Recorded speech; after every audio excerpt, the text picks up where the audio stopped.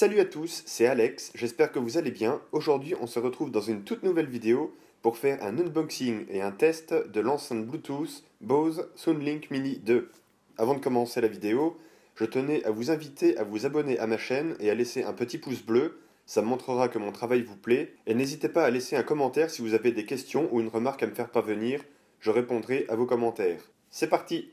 Cette enceinte est sortie en juin 2015 et remplace la version précédente Soundlink Mini première génération. Parlons un peu du design. Cette enceinte ressemble un peu à la version précédente, mais elle a été restylée. Nous retrouvons donc un châssis métallique ainsi que des grilles de protection métalliques à l'avant et à l'arrière. Cette enceinte a un aspect très compact et quand vous la prenez en main, vous ressentez une sensation de solidité. Je vous avertis que cette enceinte n'est pas résistante à l'eau, à la poussière et au sable. Faites attention à là où vous l'utilisez. Commençons l'unboxing. Alors, dans un premier temps, je vais ouvrir la boîte, naturellement. Je mets ça de côté. Et qu'est-ce qu'on a? Le petit manuel d'utilisation en français et en anglais. On enlève la mousse. Et qu'est-ce qu'il y a en dessous? Voici donc notre belle enceinte Bose, la nouvelle Soundlink Mini 2. Elle est vraiment magnifique. Alors, on va la mettre de côté. On y reviendra tout à l'heure. Sortons la petite boîte bleue qui doit contenir des accessoires, j'imagine. Alors c'est parti, on ouvre la boîte. Et qu'est-ce qu'on a dedans? Un dock de rechargement, des plugs muraux pour la recharge et un câble USB vers micro USB, ainsi qu'un papier de garantie pour l'enceinte. On assemble le plug mural, on connecte la prise USB et le micro USB sur le dock. Voici donc les boutons de cette nouvelle enceinte. Nous pouvons remarquer qu'un nouveau bouton a fait son apparition, c'est le bouton central. Ce bouton est un bouton multifonction. En appuyant dessus, nous pouvons mettre notre musique en pause ou reprendre la lecture. En le maintenant appuyé, nous pouvons activer notre assistant personnel, Siri ou Google Now.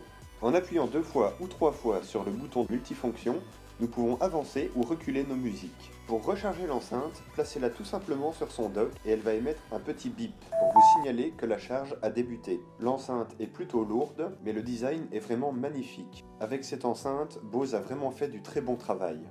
Nous retrouvons un port jack ainsi qu'un port micro USB sur le côté de l'enceinte. À l'arrière de l'enceinte, à travers la grille, nous pouvons apercevoir le boomer. Et en retournant l'enceinte, nous pouvons apercevoir le port de chargement de l'enceinte. Très beau design, très belle combinaison de métal et de plastique pour cette enceinte Bluetooth. Allumons enfin cette enceinte. Batterie à 100%. Prêt à associer un appareil. Allez dans vos paramètres Bluetooth et cliquez sur Bose Mini 2 Soundlink. L'enceinte va se connecter à votre smartphone ou tablette. Une fois que l'appairage est effectué, l'enceinte nous le fait savoir. Connecté à iPhone de l'Alexandre.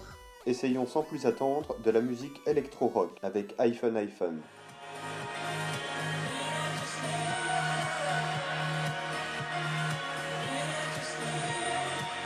Nous pouvons constater que le rendu musical est incroyable, précis et chaleureux. Je vais maintenant vous passer un peu de YouTube.